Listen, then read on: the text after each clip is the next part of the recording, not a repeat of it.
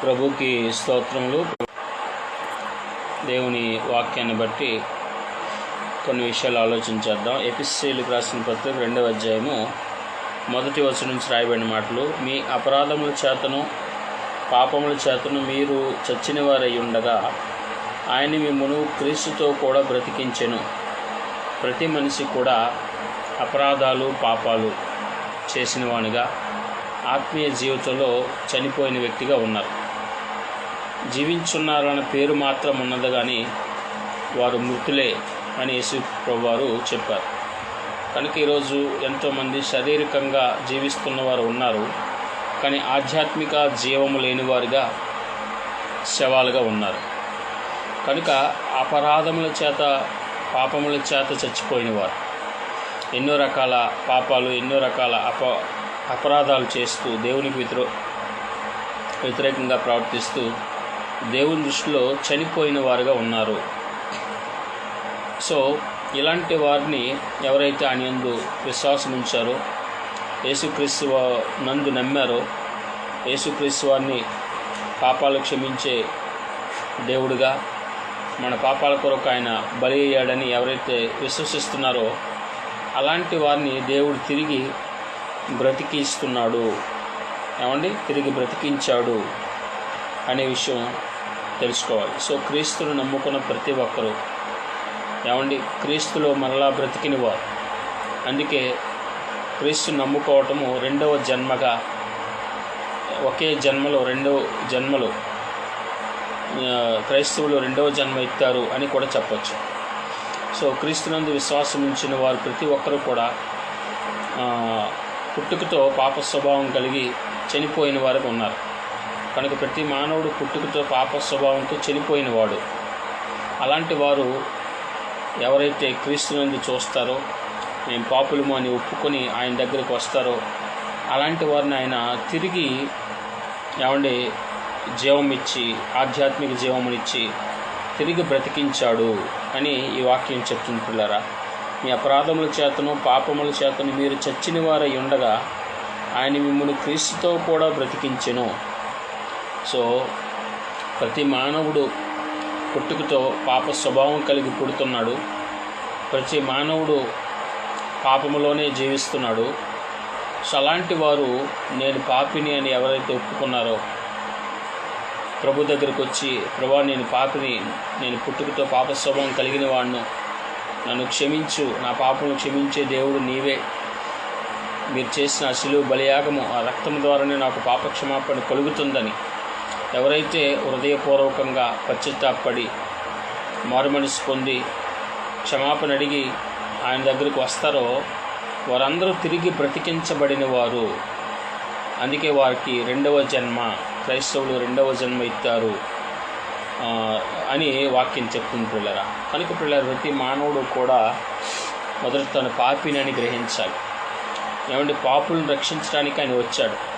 ఏ మానవుడు నేను పాపిని, పుట్టుకతో నేను పాప స్వభావం కలిగి నేను పుట్టినవాడిని అని ఏ మానవుడైతే ఒప్పుకొని ఆయన దగ్గర వస్తారో వారందరినీ కూడా రక్షించటానికే ఆయన వచ్చారు. నేను పాపిని కాదు, నాకు పుట్టుకతో పాప స్వభావం లేదు, నేను చాలా పరిశుద్ధుడును, పుట్టినప్పుడు పరిశుద్ధునే, ఆ తర్వాత కూడా నేను ఏ పాపం చేయలేదు, పరిశుద్ధంగా బ్రతుకుతున్నాను అని ఎవరైతే వారు భావిస్తారో అలాంటి వారి కొరకు ఆయన రాలేదు. ఎందుకంటే వారు తమకు తామే నీతిమంతులుగా ఉన్నారు కాబట్టి అలాంటి వారిని ఆయన రక్షించడు.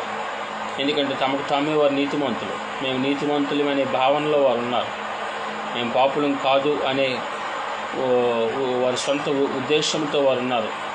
అందుకనే పిల్లరా, అలాంటి వారు తిరిగి క్రీస్తులో బ్రతకరు అని వాక్యం తెలియచేస్తుంది. తర్వాత 2వ వచనం చూస్తే, మీరు వాటిని చేయిచు వాయుమండల సంబంధమైన అధిపతిని అనగా అవిధేయులైన వారిని ఇప్పుడు ప్రేరేపించు శక్తికి అధిపతిని అనుసరించి ఈ ప్రపంచ ధర్మము చొప్పున మునుపు నడుచుకుంటురి. సో ఎవరైతే క్రీస్తులో బ్రతికి క్రీస్తునందు విశ్వాసం ఉంచి క్రైస్తవులుగా మారారో అలాంటి వారు అంతకు మునుపు ఎలా ఉండేవారంటే ప్రపంచ ధర్మము చొప్పున అపవాదికి అనుసరించి నడుచుకునేవారు. వాయుమండల సంబంధమైన అధిపతి అంటే ఎవరు? అపవాది.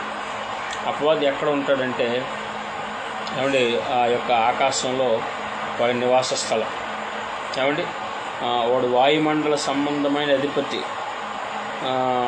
అధిపతి మరి అవిధేయులైన వారిని ఇప్పుడు ప్రేరేపించే శక్తికి అధిపతి. సో అపవాదికి 2 పేర్లు ఉన్నాయి.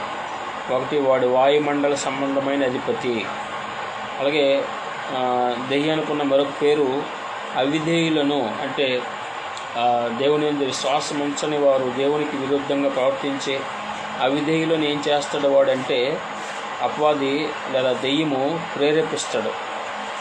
దేవునికి వ్యతిరేకంగా ఇంకా పాపాలు చేసేటట్టుగా, తమ పాపాలను ఇంకా పెంచుకునేటట్టుగా, పాపములో అతిశించేటట్టుగా అపవాది వారిని ప్రేరేపిస్తాడు. వారు చేస్తున్న పాపాలు అసలు పాపాలే కానట్టుగా వారిని ప్రేరేపిస్తూ ఉంటాడు సాతాను. ఏమిటి అంటే వారు త్రాగుతున్నా సరే త్రాగడం పాపం కాదు అనేటట్టుగా ప్రేరేపిస్తాడు. వారు వ్యభిచారం చేస్తున్నా సరే మేము చేస్తున్నది వ్యభిచారమే కాదు అన్నట్టుగా వారిని ప్రేరేపిస్తాడు. సో అలాంటి అపవాది అనుసరించి అంతకుముందు క్రైస్తవులైన వారు, ఇప్పుడు క్రైస్తవులుగా మారిన వారు అంతకుముందు వాడిని అనుసరించేవారు, వాడు చెప్పినట్టుగా వెళ్ళేవారు. అయితే ఇప్పుడు వాడి ప్రపంచంలో నుంచి, వాడి చెరలో నుంచి క్రైస్తవులు విడిపించబడ్డారు, యేసుప్రభువు వారిని విడిపించారు అనే విషయం 2వ వచనంలో చెప్తున్నాడు. 3వ వచనం చూసినట్లయితే వారితో కలిసి మనమందరము శరీరం యొక్క మనసు యొక్క కోరికలను నెరవేర్చుకొంచు మన శరీరాశలను అనుసరించి మునుపు ప్రవర్తించుచు కడమవారి వలనే స్వభావ సిద్ధంగా దైవోగ్రతకు పాత్రులమై ఉంటుమి. సో అంతకుముందు మనం కూడా ఎలా ఉండేవారు? ఏమంటే యేసుక్రీస్తు వారిని దేవునిగా నమ్మని వారు, క్రైస్తవులు కాని వారుగా మనం అంతకుముందు ఉండేవారు. ఏమంటే ఇప్పుడు క్రైస్తవులుగా మనం దేవుని విశ్వాసం ఉంచాము. అంతకుముందు మనం కూడా ఆ యొక్క శరీర కోరికలు నెరవేర్చుకుంటూ, మనసు యొక్క కోరికలు నెరవేర్చుకుంటూ శరీరానుసారంగా బ్రతికేవారు, శరీర కార్యాలు చేస్తూ జీవించేవారు. సో శరీరాన్ని అనుసరించి మునుపు ప్రవర్తిస్తూ కడమవారి వల్లనే, కడమవారు అంటే క్రీస్తుని నమ్మనివారు. ఏమంటే కడమవారు అంటే అన్యులు లేదా క్రీస్తునందు విశ్వాసం ఉంచిన వారు, క్రీస్తు నిజదేవుడని ఎవరైతే విశ్వసించటం లేదో వారు కడమవారు, వారు అపవాది అనుచరులు అని ఈ వచనంలో చెప్తున్నారన్నమాట పౌలు గారు. సో స్వభావ సిద్ధంగా దైవోగ్రతకు అంతకుముందు మనం కూడా కడమవారి వలె ఉండేవారు. క్రీస్తు నమ్మకముందు క్రైస్తవులు ఎవరంటే ఏమంటే కడమవారు లేదా అపవాది అనుచరులుగా ఉండేవారు. ఎప్పుడైతే క్రీస్తునందు విశ్వాసం ఉంచారో వీరు ఇప్పుడు ప్రథమ ఫలం అయ్యారు. ఏమండి 4వ వచనంలో అయినను దేవుడు కరుణా సంపన్నుడై ఉండి మన అపరాధముల చేత చచ్చిన వారమై ఉండినప్పుడు సైతము చూపిన తన మహా కనికరము ప్రేమ చేత మనల్ని క్రీస్తుతో కూడా బ్రతికించెను. కృపచేతనే మీరు రక్షించబడి ఉన్నారు. సో ఎప్పుడైతే మనం ఆయన కృప మీద ఆధారపడ్డామో, మన సొంత జ్ఞానం మీద కాకుండా, మన సొంత శక్తి మీద కాకుండా, మన సొంత క్రియల మీద కాకుండా మనము క్రీస్తు మీదే ఎప్పుడైతే మనం ఆధారపడ్డామో అప్పుడు మనము రక్షించబడ్డాం. కనుక పిల్లరా, మనము కృప వల్లనే రక్షించబడ్డాం, మన సొంత క్రియలను బట్టి కాదు. మనం చేసే లోకంలో మంచి పనులు బట్టి మనం రక్షించబడం. యేసుక్రీస్తునందు విశ్వాసాన్ని బట్టి ఆయన కృప వల్లనే రక్షించబడుతున్నాము అని ప్రతి మానవుడు, ప్రతి క్రైస్తవుడు తెలుసుకోవాలి. కనుక పిల్లరా, క్రీస్తు యేసునందు ఆయన మనకు చేసిన ఉపకారము ద్వారా అత్యధికమైన తన కృపా మహదైశ్వర్యమును రాబో యుగముల్లో కనపరుచు నిమిత్తము, అంటే క్రీస్తు యేసునందు ఆయన మనకు చేసిన ఉపకారము ద్వారా, క్రీస్తు యేసునందు మనకు ఎంతో ఉపకారం చేశాడు దేవుడు. ఎలాగంటే పాపముల చేత చచ్చిపోయిన మనల్ని ఆయన కృపచేత, ఆయన యందు మన విశ్వాసం ఉంచడం చేత మనం రక్షించాడు. అలా రక్షించడము నిజంగా గొప్ప ఉపకారం ప్రియులారా. ఇది చాలామంది ఉపకారం అంటే ఏంటో తెలియని వారు ఉన్నారు. నిజమైన ఉపకారం, దేవుడు మనకు చేసిన గొప్ప ఉపకారం ఏంటంటే ప్రియులారా, రక్షణ పొందడం. దేవుడు మనకు చేసిన గొప్ప ఉపకారం ఏంటంటే యేసుక్రీస్తుని విశ్వసించడమే గొప్ప. దేవుడు మనకు చేసిన గొప్ప ఉపకారం. ఏమంటే మనము విశ్వసిస్తున్నామంటే అది కేవలం మన ఏమంటే సొంత జ్ఞానాన్ని బట్టి కాదు, కానీ ఆయన కనికరాన్ని బట్టి, కృపను బట్టి. సో ఒక మనిషి యేసుప్రభుని విశ్వసించాలంటే దేవుడు వారి హృదయములో విశ్వాసం కలిగించాలి. దేవుడు వారి హృదయములో కార్యము చేయాలి. అలా చేయకపోతే ఏ మానవుడు యేసుక్రీస్తు వారిని దేవుడిగా అంగీకరించలేరు.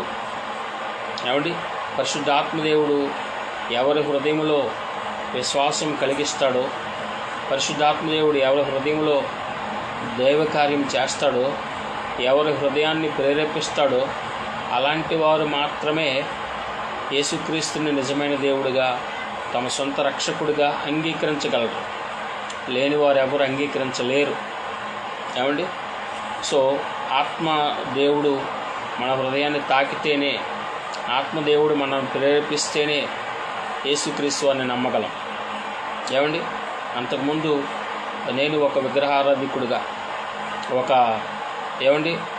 లోకములో ఒక పాపిగా ఉన్నటువంటి నేను ఆయన యొక్క వాక్యాన్ని చదవడం ద్వారా పరిశుద్ధాత్మదేవుడు నా హృదయంలో గొప్ప మార్పు కలిగించాడు. ఎప్పుడైతే ఆ మార్పు నా హృదయంలో కలిగిందో అప్పుడు యేసే నిజమైన దేవుడని, ఆయన వాక్యమే సత్యమని నేను నమ్ముకోగలిగాను. అలా నమ్మానంటే అది నా క్రియల వల్ల కాదు, నా జ్ఞానం వల్ల కాదు, లేదంటే నేను చేసిన ఏ గొప్ప మంచి పని వల్ల కాదు, కానీ కేవలం ఆయన కృప వల్లనే, ఆయన మీద విశ్వాసం ఉంచడం వల్లనే ఇది జరిగింది. కనుక ఏ మనిషి అయినా రక్షించబడాలి అంటే కేవలం ఆయన యందు విశ్వాసం ఉంచితేనే, ఏమండి, ఆయన కృప మీద ఆధారపడితేనే ఏ మనిషిలోనైనా ఈ రక్షణ కార్యము జరుగుతుంది. కనుక మనము మనలో ఉన్నటువంటి సొంత లోక సంబంధమైన జ్ఞానాన్ని తీసివేయాలి. నేను లోక సంబంధమైన ప్రతి ఆలోచన తీసివేయాలి.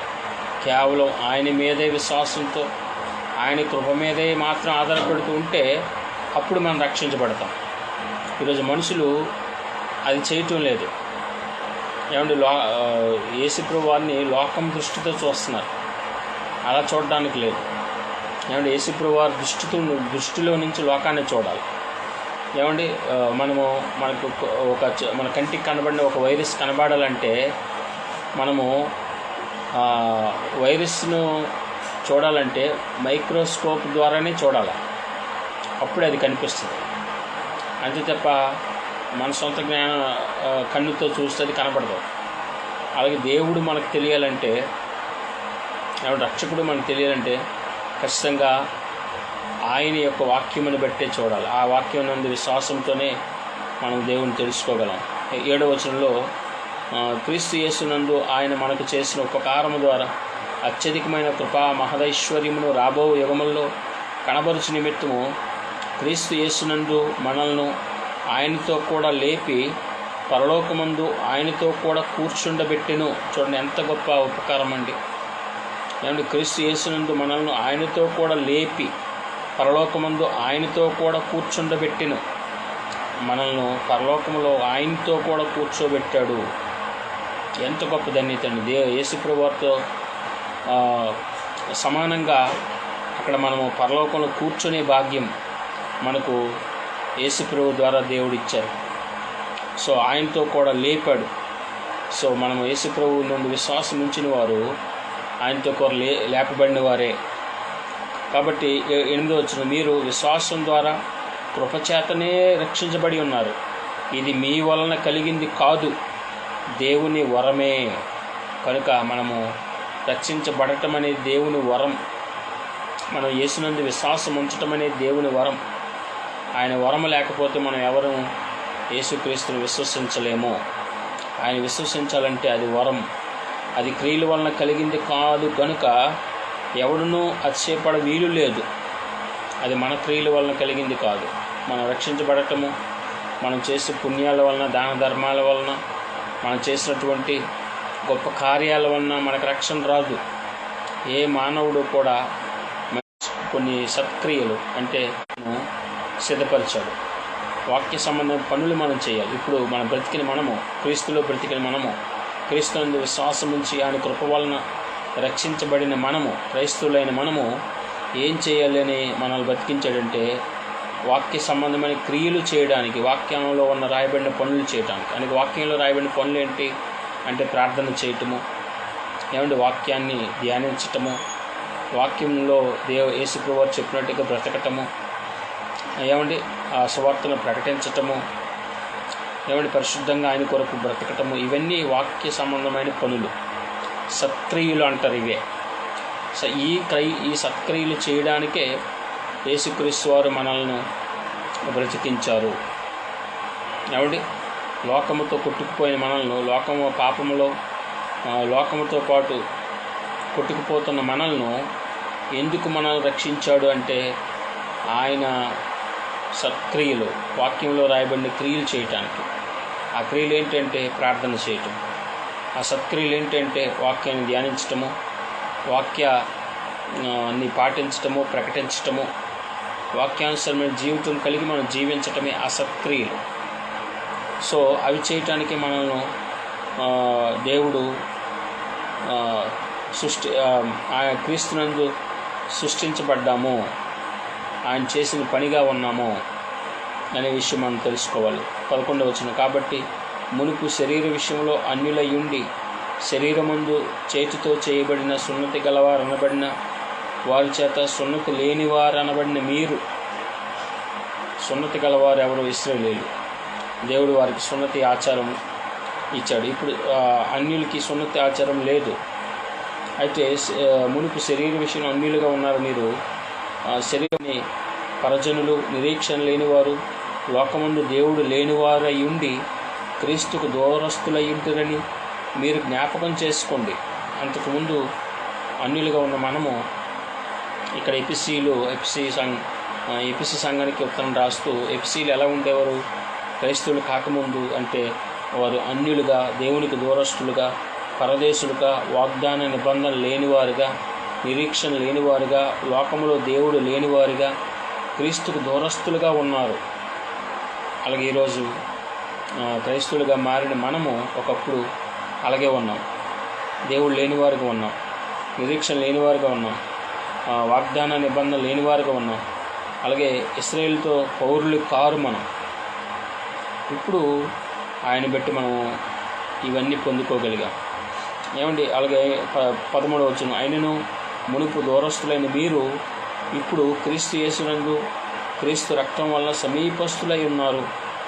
మునుపు దూరస్తులుగా ఉన్న ఓ ఎఫెసు సంఘస్థులారా, మీరు ఇంతకు మునుపు క్రీస్తుకు దూరస్తులు లేదా అన్యులు, క్రైస్తవులు కానివారు మీరు ఇప్పుడు ఏమై ఉన్నారు అంటే ఇప్పుడు క్రీస్తునందు, యేసుక్రీస్తునందు రక్తం వలన సమీపస్తులైపోయారు. క్రీస్తుకు, దేవునికి దగ్గర సంబంధులైపోయారు, దేవుని దగ్గర వారు అయ్యారు. ఆయన మన సమాధానమై ఉండి మీకును మాకును ఉండిన ద్వేషమును అనగా విధిరూపము గల ఆజ్ఞల ధర్మశాస్త్రమును అనగా శరీరమందు పుట్టివేటి చేత మధ్య గోడను పడగొట్టి మన ఉభయలోని ఏకము చేసెను. సో క్రైస్తవులు కాని ఒకప్పుడు అన్యజనులుగా ఉన్నటువంటి ఎపిసి ప్రజలను, ఎపిసి పట్టణ ప్రజలను ఏం చేశాడు? దేవుడు క్రీస్తులో ఏకం చేశాడు. సో నమ్మారు కనుక. సో అన్యజనులుగా ఒకప్పుడు ఉన్న మనం ఇప్పుడు యేసుక్రీస్తు నమ్మడం ద్వారా ఏమయ్యాము? తోటి క్రైస్తవులతో, క్రీస్తు నమ్మిన ఇశ్రాయేలీయులతో సమానమయ్యాం. క్రీస్తును నమ్మిన ఇశ్రాయేలీయులతో మనం ఏకమైపోయాం. మనకు ఇట్లు సంధి చేయొచ్చు. ఈ ఇద్దరిని తన యందు ఒక్క నూతన పురుషునిగా సృష్టించి ఇట్లు సంధి చేశాడు. ఇద్దరిని తన యందు ఒక నూతన పురుషునిగా చేశాడు. సో అన్యులుగా ఒకప్పుడు ఉన్న మనల్ని, క్రీస్తు నమ్మని వారిగా ఉన్న మనల్ని ఇప్పుడు క్రైస్తవులుగా చేశాడు. అలాగే క్రీస్తు నమ్మిన ఇశ్రాయేలీయులతో సమానంగా చేశాడు. సో మనము క్రీస్తు నమ్మిన ఇశ్రాయేలీయులతో అన్యులుగా ఒకప్పుడు ఉన్న మనము క్రీస్తు నమ్మిన స్త్రీలతో సమానమయ్యాం. ఇద్దరు ఒక నూతన పురుషునిగా సృష్టించి తన శిలువ వలన ఆ ద్వేషమును సంహరించి దాని ద్వారా వీరిద్దరిని ఏక శరీరంగా చేసి దేవునితో సమాధాన పరచబడి ఇలాగూ చేసిన కనుక ఆయనే మన సమాధానకారకుడై ఉన్నాడు. యేసుక్రీస్తు శిలువ బలియాగం వల్ల మాత్రమే, ఆయన కార్చిన రక్తం వల్ల మాత్రమే మనం ఇప్పుడు దేవునిలో ఏకమై ఉన్నాము. మరియు ఆయన వచ్చి మీ సమీపస్తులని మీకును, దూరస్తులని మీకును, సమీపస్తుల వారికి సమాధాన సువార్త ప్రకటించిన ఆయన ద్వారానే మనము ఉభయములు ఒక్క ఆత్మయందు తండ్రి సన్నిధి చేరగలిగి ఉన్నాము. అంటే ఆయన ద్వారానే మనము పాపం నుంచి విడుదల పొంది దేవునికి దగ్గరస్తులయ్యాము. అలాగే ఆయన ద్వారానే ఆత్మను పొందుకున్నాము, పరిశుద్ధాత్మ యేసుక్రీస్తు వల్లనే పొందుకున్నాము. అలాగే ఆయన ద్వారానే మనము ఉభయం ఒక్క ఆత్మయందు తండ్రి సన్నిధి చేరగలిగి ఉన్నాం. కాబట్టి మీరు ఇక మీదట పరజనులు పరదేశులై ఉండక పరిశుద్ధులతో ఏకపట్టణస్తులను దేవుని ఇంటివారై ఉన్నారు. ఇప్పుడు దేవుని ఇంటివారు అయ్యాము. అన్యజనులుగా ఉన్న ఎఫ్సి పట్టణస్తులు ఒకప్పుడు ఇప్పుడు దేవుని ఇంటివారు అయ్యారు. దేవుని ఇంటివారు అయి ఉన్నారు. క్రీస్తే ముఖ్యమైన మూలరాయి ఉండగా అపోస్తులు ప్రవక్తలు వేసిన పునాది మీద మీరు కట్టబడి ఉన్నారు. ప్రతి కట్టడము ఆయనలో చక్కగా అమర్చబడి ప్రభువునందు పరిశుద్ధమైన దేవాలయం ఒకటకు వృద్ధి పొందుచున్నది. ఆయనలో మీరు కూడా ఆత్మ మూలముగా దేవునికి నివాస స్థలమై ఉండుటకు కట్టబడుచున్నారు. సో యేసుక్రీస్తునందు విశ్వాసం ఉంచిన వారందరూ కూడా కట్టబడుతున్నారు. ఏమండి, ఒక దేవాలయముగా ఎవరైతే యేసుక్రీస్తునందు విశ్వాసం ఉంచారో వారందరూ దేవునికి ఆలయమై ఉన్నారు, దేవాలయంగా కట్టబడుతూ ఉన్నారు అనే విషయం ఈ 2వ అధ్యాయంలో చెప్పబడింది పిల్లరా.